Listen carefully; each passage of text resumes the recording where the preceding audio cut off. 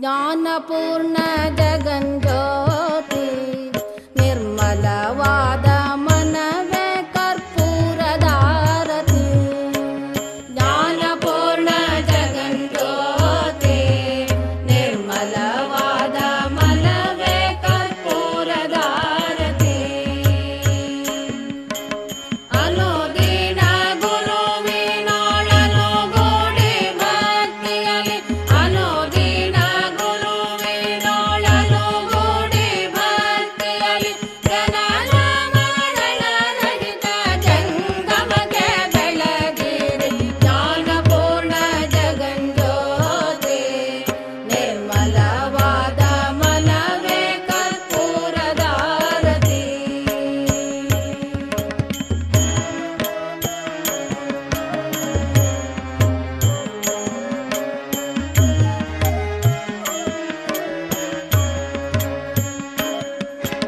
ನಾನೇನೆಂಬುದ ಬೇಡಿರೆ Write down how to establish 5-day model.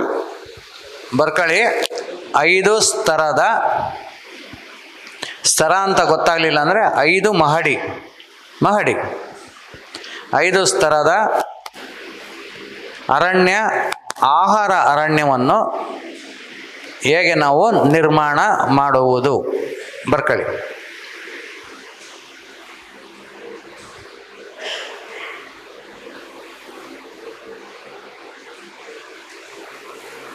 In the dense forest, there is a 5-layer system of the vegetation. ದಟ್ಟ ಕಾಡಿನಲ್ಲಿ 5 ಸ್ತರದ ಸಸ್ಯಗಳು ಅಥವಾ ಮರದ ಜೋಡಣೆಯನ್ನು ನಾವು ಕಾಣುತ್ತೇವೆ.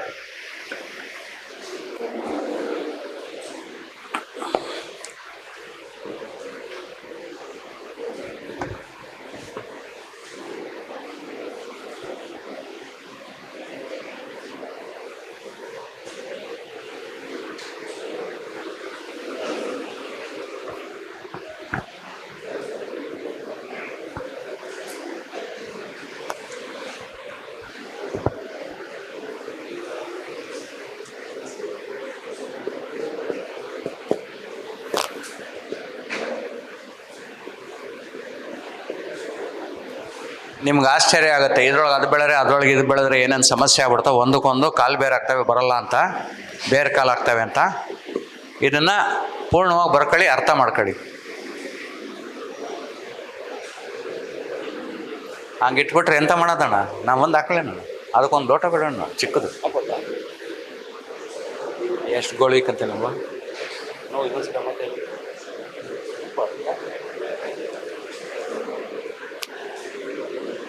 ಅದಕ್ಕೆ ಬೇಡ, ಮಾಮೂಲು ಕಪ್ಪು ಸ್ವಲ್ಪ ಅಷ್ಟೇ, ಸುಮ್ಮನೆ ಅದಕ್ಕೆ ಹಾಕ್ಬಿಟ್ರೆ ಮನೆ ನೀರು ಕುಡಿಯೋಕ್ಕಿದೆಯಾ? ಇದೆ.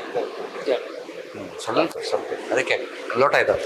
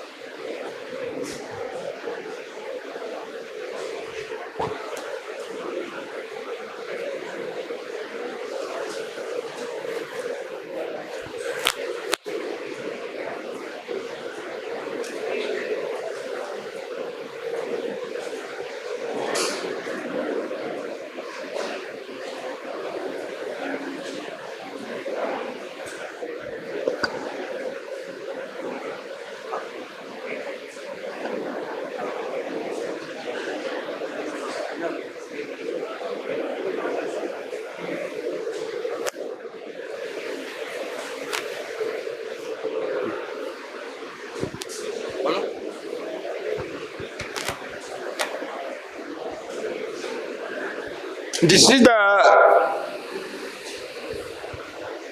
huge tree, a big tree, standing in the full sunlight, receiving 8,000 to 12,000 foot candle intensity of the solar light. Under that tree, the medium tree. Second layer, having tremendous quantity of the fruits. Under that medium tree, there are bushes. झाड़ी क्या बोलते हैं आप? ना. They are having also fruits. Third layer. Under the bushes there are plant, weeds.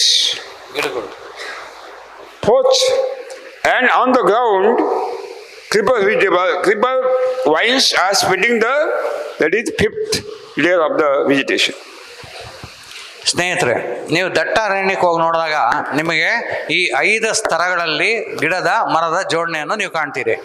ಮೊದಲನೇ ಸ್ತರದಲ್ಲಿ ಅತಿ ತೀಕ್ಷ್ಣವಾದ ಬಿಸಿಲನ್ನು ತಗೊಳ್ಳೋದು. ಪೂರ್ತಿ ಸೂರ್ಯನ ಬಿಸಿಲನ್ನು ತಗೊಂಡು ಬೆಳೆಯುವಂಥ ದೈತ್ಯ ಆಕಾರದ ಮರ. ದೈತ್ಯ ಮರವನ್ನು ಮೊದಲನೇ ಹಂತದಲ್ಲಿ ಪೂರ್ತಿ ತನ್ನ ಒಡಲನ್ನು ಏನು ಮಾಡುತ್ತೆ, ಚಾವಣಿಯನ್ನು ಬಿಸಿಲಿಗೆ ತರ್ಕೊಂಡಿರುತ್ತೆ, ಮೊದಲನೇದು. ಅದರ ಕೆಳಗಡೆ ಬರುವಂಥದ್ದು ಮಧ್ಯಮ ಎತ್ತರದ ಗಾತ್ರದ ಮರ. ಎರಡನೇದು ಬರೋದು ಮಧ್ಯಮ ಗಾತ್ರದ ಮರ. ಇವು ಹಣ್ಣುಗಳು ಯಥೇಚ್ಛವಾಗಿಬಿಡುತ್ತೆ, ಇವು ಹಣ್ಣುಗಳು ಯಥೇಚ್ಛವಾಗಿಬಿಡುತ್ತೆ, ಹೆಣ್ಣುಗಳಲ್ಲ ಹಣ್ಣುಗಳನ್ನೇ ಯಥೇಚ್ಛವಾಗಿಬಿಡುತ್ತೆ. ಇವು ಅದರ ಕೆಳಗಡೆ ಬರುವಂಥದ್ದು ಪೊದೆಗಿಡಗಳು.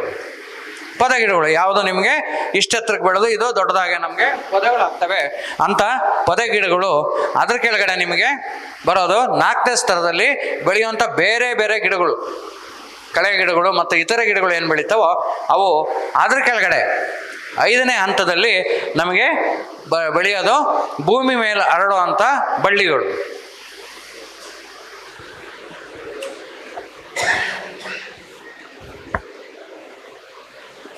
First layer, the leaves receive the solar light having 8,000 to 12,000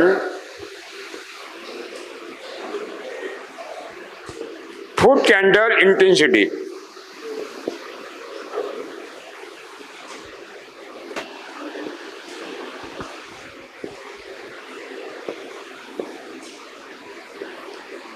The big tree, number 1 layer, receiving 8,000 to 12,000 foot candle intensity of the solar light with full canopy and uncountable fruits.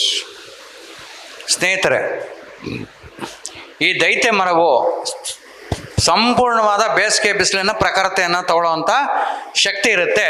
ಅದರ ಸಾಮರ್ಥ್ಯ ಎಷ್ಟಿದೆ ಅಂದರೆ, ಇದಕ್ಕೆ ಮೇಲೆ ಬೀಳುವಂಥ ಸೌರಶಕ್ತಿ ಇದೆ, ಅದು ತಗೊಳ್ಳುವಂಥ ಸಾಮರ್ಥ್ಯ ಎಷ್ಟಿದೆ ಅಂದರೆ 8,000 ಇಂದ 12,000 ಫುಟ್ ಕ್ಯಾಂಡಲ್ ಅಂತ ಅಂತೀವಿ.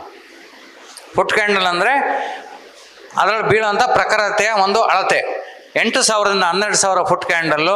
ಅಷ್ಟು ಪ್ರಖರವಾದ ಬಿಸಿಲು ಈ ದೈತ್ಯ ಮರದ ಮೇಲೆ ಬಿದ್ದರೂ ಕೂಡ ಅವು ದ್ಯುತಿಸಂಶ್ಲೇಷಣೆ ಮಾಡ್ತವೆ ಮತ್ತು ಅತಿ ಹೆಚ್ಚು ಅಗಣಿತವಾದ ಹಣ್ಣನ್ನು, ಫಲವನ್ನು ನಮಗೆ ಕೊಡ್ತವೆ. Second layer, medium tree, receiving 7,000 to 8,000 foot candle intensity, giving also maximum fruit and going under minimum shadow of main tree. ತೀಕ್ಷ್ಣವಾದ ಸೌರಶಕ್ತಿ, ಸೌರ ಪ್ರಖರತೆಯನ್ನು ತಗೊಬೋದು ಅಂದರೆ ಈ ಮಧ್ಯಮ ಮರಗಳು ಅದರ ನೆರಳಲ್ಲಿ ಬರುವಂಥದ್ದು. ಅದರ ನೆರಳಲ್ಲಿ ಬರುವಂಥ ಮಧ್ಯಮ ಮರಗಳು ಏನಿದ್ದಾವೆ ಅವು ಸುಮಾರು 7,000ದಿಂದ 8,000 ಫುಟ್ ಕ್ಯಾಂಡಲ್ ಅಷ್ಟು ಸೂರ್ಯನ ಪ್ರಖರತೆ ಸಂಪೂರ್ಣವಾಗಿ ತಮ್ಮ ತಲೆಯನ್ನು, ಚಾವಣಿಯನ್ನು ಬಿಸಿಲಿನ ಪೂರ್ಣ ಪ್ರಖರತೆಗೆ ಚಾಚೋದಕ್ಕಾಗೋದಿಲ್ಲ. ಚಾಚಿ ನೀವು ಬೆಳೆಸಿದ್ರು ಕೂಡ ನಿಮಗೆ ಆ ಫಸಲು ಸಂಪೂರ್ಣವಾಗಿ ಸಿಗೋದಿಲ್ಲ. ಯಾವಾಗ ಈ ನೆರಳಲ್ಲಿ ಬರ್ತಾವೋ, ಈ ನೆರಳಲ್ಲಿ ಬೆಳೆಯುವಂಥ ಈ ಮಧ್ಯಮ ಮರಗಳು 7,000ದಿಂದ 8,000 ಫುಟ್ ಕ್ಯಾಂಡಲ್ ಅಷ್ಟು ಸೂರ್ಯನ ಪ್ರಖರತೆ ತಗೊಂಡು ಅಗಣಿತವಾದ ಹಣ್ಣನ್ನು, ಬೆಳೆಯನ್ನು ಕೊಡುತ್ತೆ. Third layer, 6,000 to 7,000 foot candle intensity of the solar light, also receiving the dancing shadow, not the sunlight, not the shadow, and giving also tremendous fruits.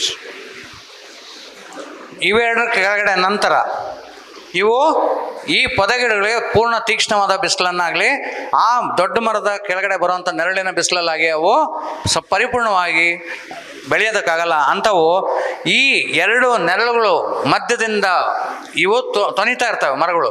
ಈ ತೊನಿತಾ ಇರೋಂಥ ಮರಗಳಲ್ಲಿ ಮಧ್ಯದಲ್ಲಿ ಪ್ರಖರತೆ ನಿಮಗೆ ಏನಾಗ್ತವೆ, ಬೆಳಕು ಅಲ್ಲಿಂದ ಅಲ್ಲಿಗೆ ಬೀಳ್ತಾ ಇರುತ್ತೆ. ಇದನ್ನು ಡ್ಯಾನ್ಸಿಂಗ್ ಲೈಟ್ ಅಂತ ಅಂತೀವಿ.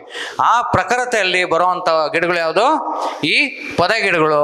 ಅವುಗಳು ತಗೊಳಕ್ಕಾಗಂಥ ತೀಕ್ಷ್ಣತೆ, ಸೌರಶಕ್ತಿಯ ತೀಕ್ಷ್ಣತೆ ಬಂದು 6,000ದಿಂದ 7,000 ಫುಟ್ ಕ್ಯಾಂಡಲ್ ಪ್ರಖರತೆ ಅಷ್ಟು ಸೌರಶಕ್ತಿಯನ್ನು ಅವು ತಗೊಂಡು ಆರಾಮಾಗಿ ಬೆಳೀತವೆ. The fourth layer, that is the plant which are going under the shadow of the tree layer, and they want 5,000 to 6,000 foot candle of the intensity of the solar light. ಇವನ್ನೆಲ್ಲ ತಪ್ಪಿಸ್ಕೊಂಡು ಬರೋವಂಥ ಬೆಳಕು, ಇವನ್ನೆಲ್ಲ ತಪ್ಪಿಸ್ಕೊಂಡು ಬರೋವಂಥ ಬೆಳಕಿನಲ್ಲಿ ಕೇವಲ 5,000ರಿಂದ 6,000 ಫುಟ್ ಕ್ಯಾಂಡಲ್ ಸೂರ್ಯನ ಪ್ರಖರತೆಯಲ್ಲಿ ಈ ಗಿಡಗಳು, ಕಳೆ ಗಿಡಗಳು ಮತ್ತು ಇತರೆ ಗಿಡಗಳು ಇಲ್ಲಿ ಇದ್ರ ಕೆಳಗಡೆ ತುಂಬ ಸಮೃದ್ಧಿಯಾಗಿ ಬೆಳೀತವೆ. And the last, the fifth layer, they want 3,700 foot candle to 5,000 foot candle intensity of the solar light. They want shadow. They do not want dancing shadow. They do not want sunlight. They are going very well in the shadow. ಇವುಗಳೆಲ್ಲ ಆದ ನಂತರ ಯಾವುದಕ್ಕೆ ಸೂರ್ಯನ ಪ್ರಖರತೆನೇ ಬೇಡ, ನೆರಳಲ್ಲೇ ಬರ್ತವೆ. ಅತಿ ಕಮ್ಮಿ ಸೂರ್ಯನ ಪ್ರಖರತೆ ಅಂದರೆ 3,700ರಿಂದ 5,000 ಫುಟ್ ಕ್ಯಾಂಡಲ್ ಅಷ್ಟು ಪ್ರಖರತೆ ಸೂರ್ಯನ ಪ್ರಖರತೆಯಲ್ಲಿ ಇದ್ರ ಕೆಳಗಡೆ ಎಲ್ಲ ಬರುವಂಥದ್ದು ಯಾವುದು, ಈ ಬಳ್ಳಿಗಳು, ಭೂಮಿ ಮೇಲೆ ಹರಡುವಂಥ ಬಳ್ಳಿಗಳು. ಜ್ಞಾನ